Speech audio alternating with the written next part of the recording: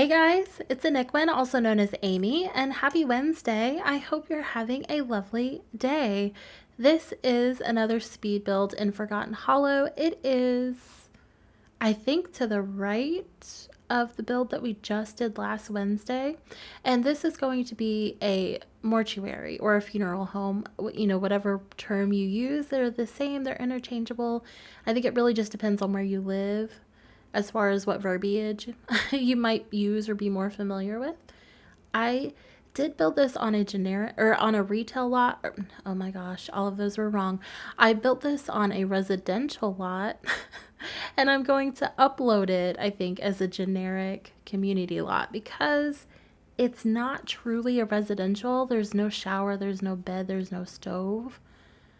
Like if you were here, your sim would be miserable.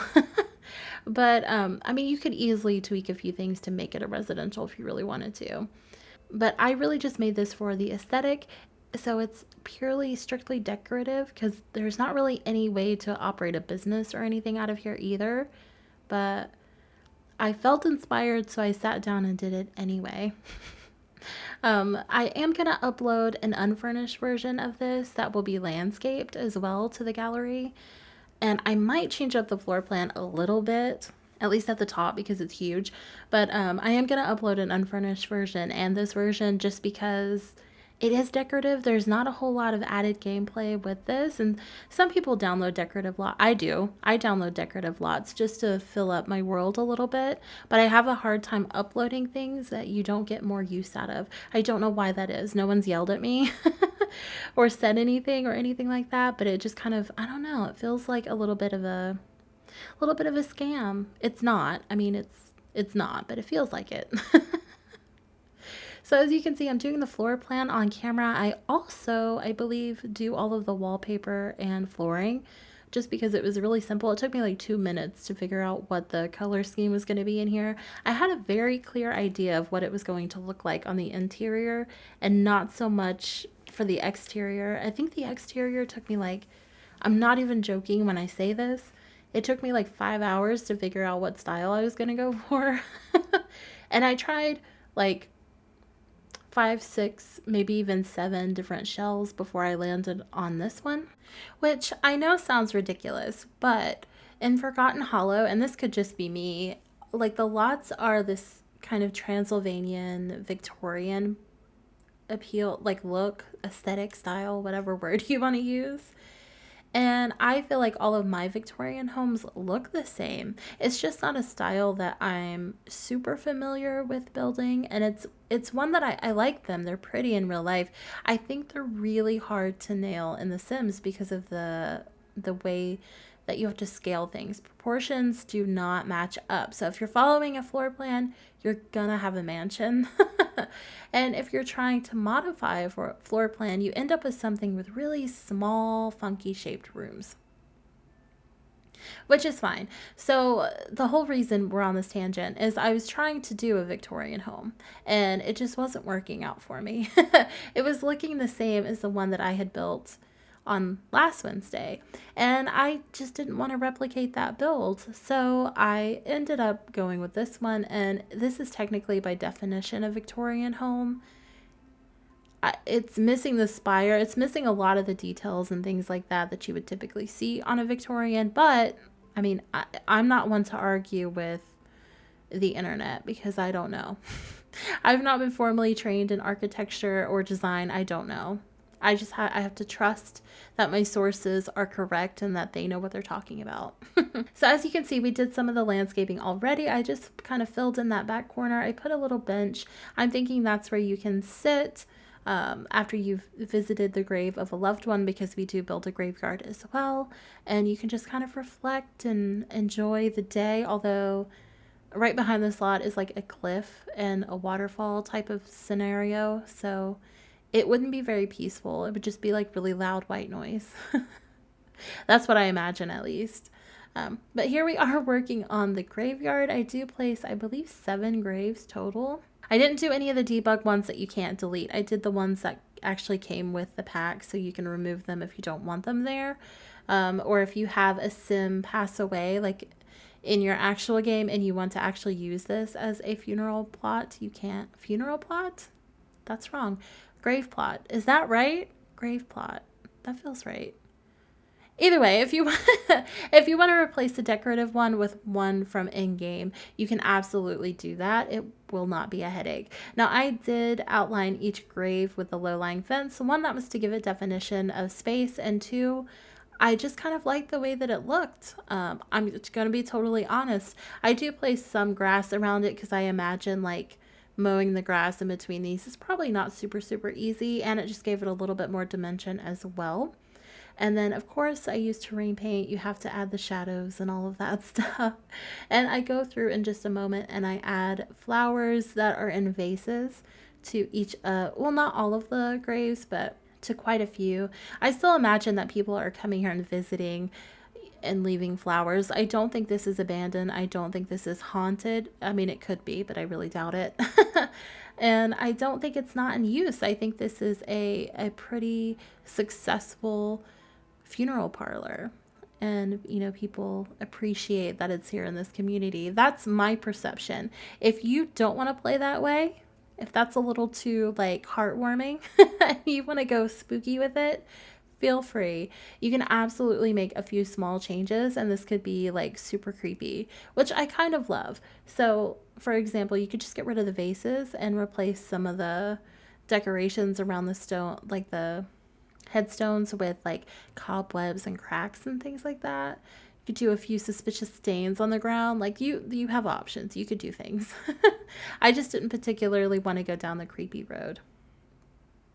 So here we are fleshing out the front. Flower beds, I do kind of change this as we go.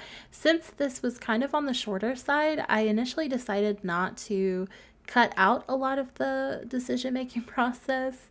And this is actually a little bit slower than my speed builds normally are. So it does place this at the 21-minute mark because I slowed it down. Fully sped up, I think it was at 15 minutes. And I just felt like, well, 15 minutes without screenshots and everything, purely footage. And I just felt like that was maybe not enough. I don't know. That could have been a poor judgment call, but here we are. So we're finishing up the front flower beds here. I do use a blend of debug plants. I use some actual plants and then some of the plants from Vampire's. I always want to call it the Vampire Stuff Pack. It's a game pack, but I use a few plants from there just because we're in that world. And I use some of the rocks just because we are clearly right next to that close edge that I mentioned earlier. So I imagine that this landscape would be pretty rocky. I didn't go overboard with rocks like I normally do, just because I'm imagining this is a business, so they probably would scale that back a little bit within reason. We're working now on the two porches. I don't do anything crazy out here. I basically just add plants and more benches to sit on. They're not the same one as what's under the tree, but the ones on the side porch and the front porch are the same. And I will say I tried really hard to make this a carport, like really hard, because I'm imagining that's like you carry out the casket type of thing. And I, one, realized I was going to build a graveyard on site, so you really wouldn't need a hearse. Two, there's no hearse in game. And three, I just couldn't make it work. So it's just a side porch. But then we jump into the interior here, and this is going to be the entryway. It's not really a hallway. I don't know why I'm making this a thing lately, but it's not the hallway. But this is the table that I'm imagining is where you sign like the little memory book. Do you know what I'm talking about? Where you're like, you sign your name and you can write down like a message for the family, or you can write down a memory that you had with the deceased. And then I imagine those are like the little prayer cards that are usually available, or the little booklet things. It's almost like a program. I don't know what the proper term is for them.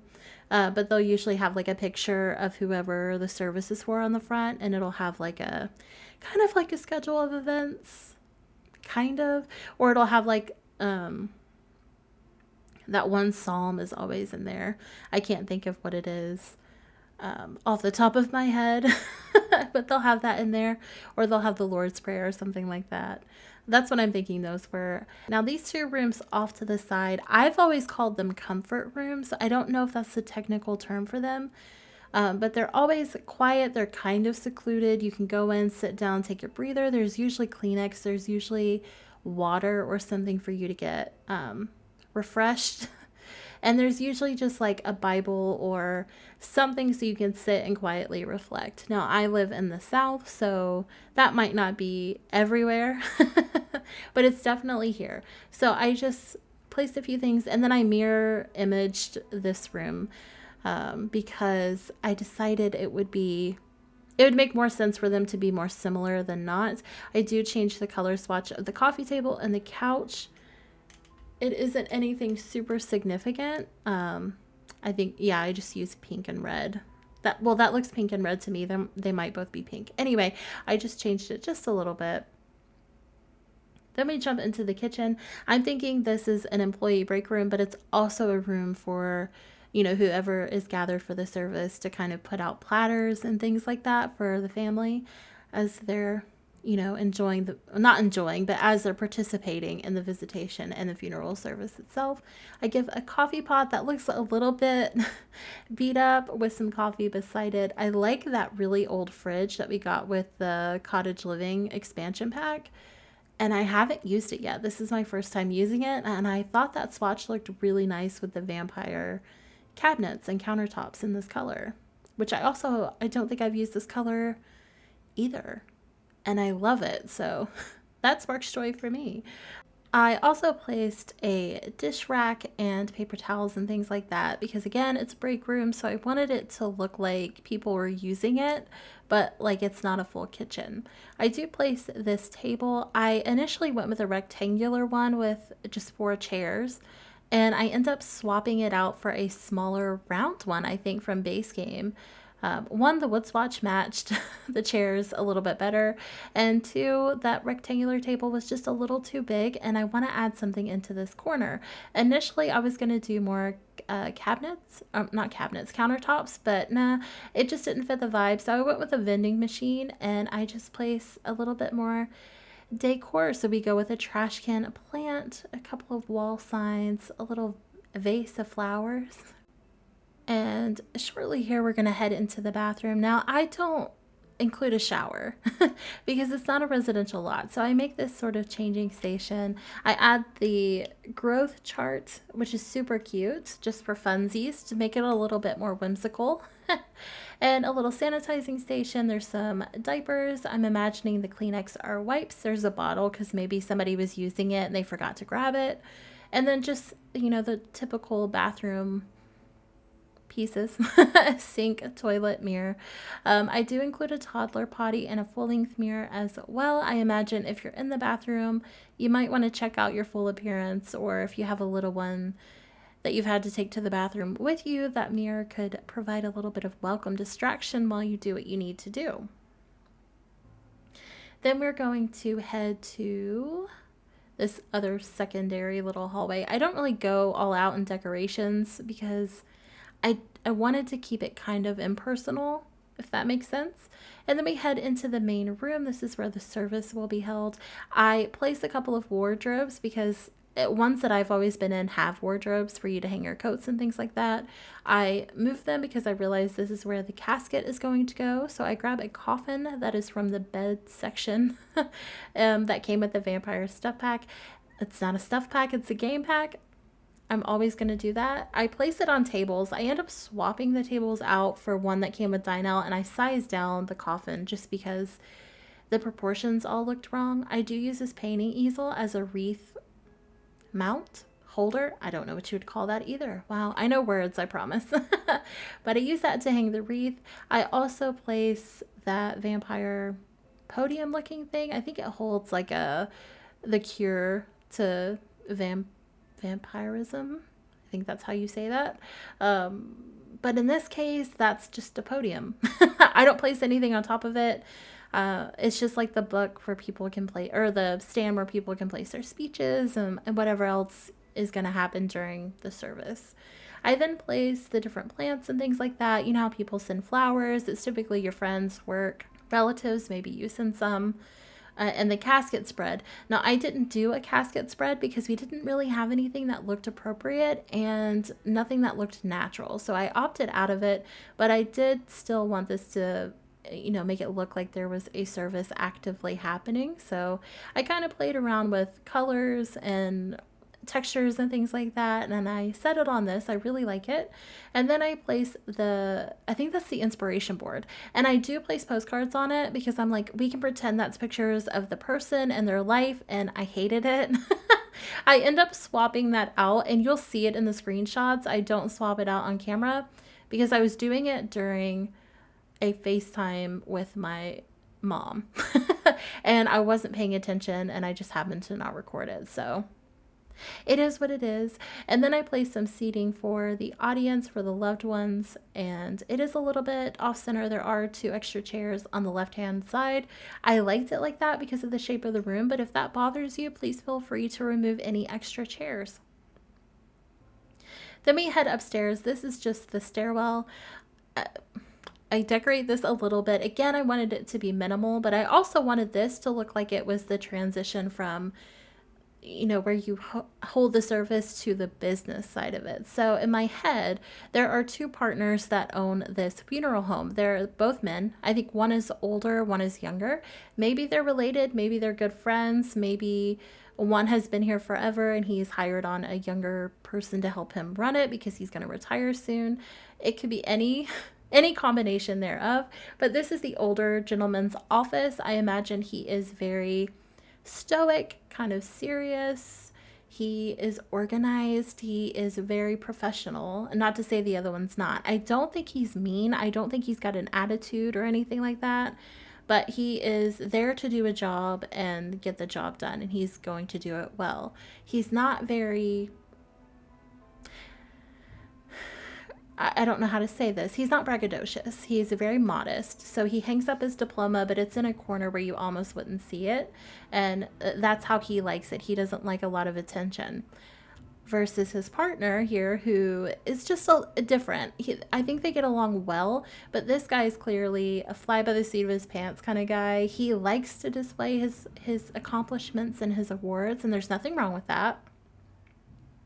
And he's got a couch so he can take a nap on his break. You know, like he's just a little bit more, it'll get done when it gets done type of guy. And I don't think he procrastinates, but I also don't think he takes life too seriously. So he is just they're just different. They're worlds apart. And as you can see already, his office is not overly cluttered. He doesn't have a ton of stuff here. I don't think that he utilizes organization and access to knowledge and stuff like that the same way that his partner does. Then we head into what is the morgue, or at least what I'm considering the morgue. So we do place a table here. It is a little short, low to the ground. I imagine that it's on like a hydraulic press and it raises up and down just depending on who's using the table. I use the filing cabinets to look like they hold different tools and things like that. And then we've got the decorative shelves from Get to Work that have different chemical canisters and things like that on it, just because if you're embalming someone, you are using some pretty harsh chemicals. So I've heard. I don't actually know. I'm assuming. It's science. And then this is it's one of the medical tables, like the hospital beds, with a console table beside it. And I'm imagining this is where prep happens for viewing. So this is where they'll be applying makeup and doing other things. I don't want to get too graphic and describe what exactly happens, but I use there's like a medical tray, right? There's some hair things, nail things. There's some towels. It's, you know, you're picking up what I'm putting down.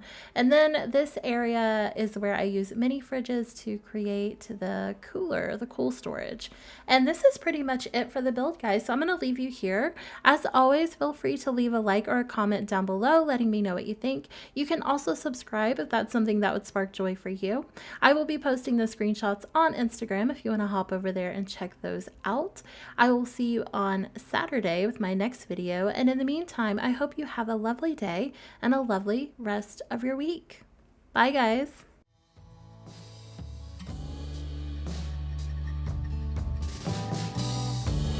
Woke up outside in the rain today. Not a clue to where or how. Woke up alone, feeling blue today.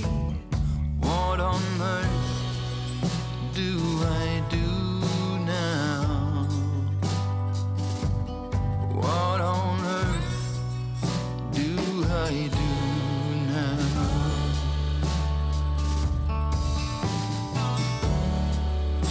some quotes of a line somewhere. Didn't know what else to do. But out on the back porch with the most stride,